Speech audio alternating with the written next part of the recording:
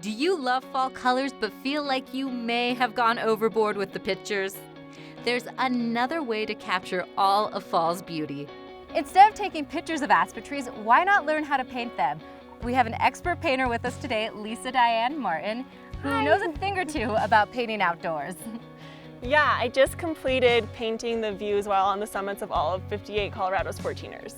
Okay, so I feel like I'm in good hands for this. Hopefully. All right, let's get started. Lisa started off with 2 different sets of paint. For the base color of the trees, she picked up some paint samples from a home improvement store. The brighter colors for the leaves are going to be done with red, yellow, orange, and gold acrylic paint. Since aspen trees are white, we thought painting on wood would really bring out the colors more than it would to have painted on a white canvas. So this is a nice gray color, a little bit more on the white side because aspen bark is always white. And when I paint a tree, I like to make it a little off-center. So these trees are kind of growing out to the right, which is perfect. And I like to start from the bottom up because it's easier to start thicker and go thinner.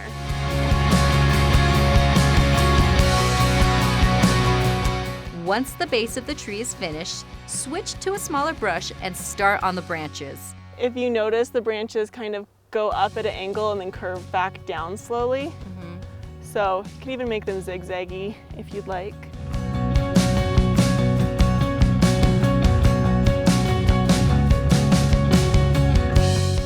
After finishing with the gray base, we switch to a white acrylic paint. This will be used to highlight the aspen bark by going in the middle of the gray. Doesn't have to be perfect, and just kind of leave some gray on both sides. To create shadows, mix a little bit of black acrylic paint with gray. I'm gonna outline everything on the left side of the tree to make a little bit of a shadow. And I also like to, with the darker colors, draw some of the branches coming out, making a shadow. Once we finished filling in our trees with the white paint and adding in the shadows, it was time for the aspen eyes. With a smaller brush, get some black paint. Basically, you just choose whichever spot you want and draw an eye shape.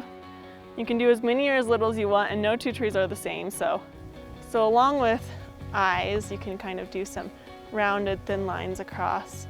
And a fun thing to do if you put a branch coming out from somewhere, like say the middle that's dark, is draw a little half circle around it.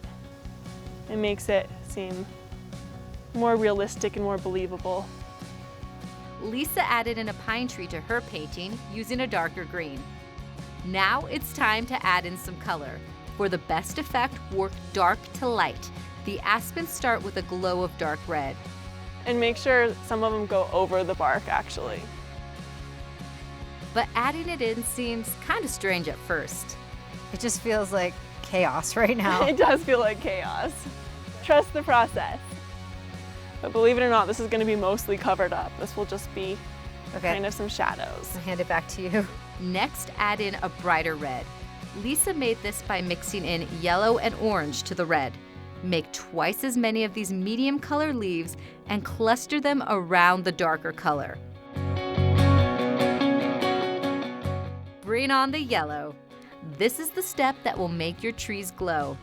Lisa has a way to make your yellow leaves stand out. And I like getting thick paint for the leaves because it kind of gives it some texture on the top of all of them. And this is more important to kind of do small little dollops like that.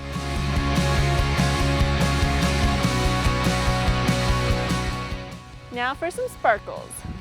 Add in some specks of gold paint for variety and take a step back. If there are clusters of leaves you feel are out of place, add a branch in. Take another step back and admire your work. For detailed instructions on this painting, visit 9news.com/fixthis.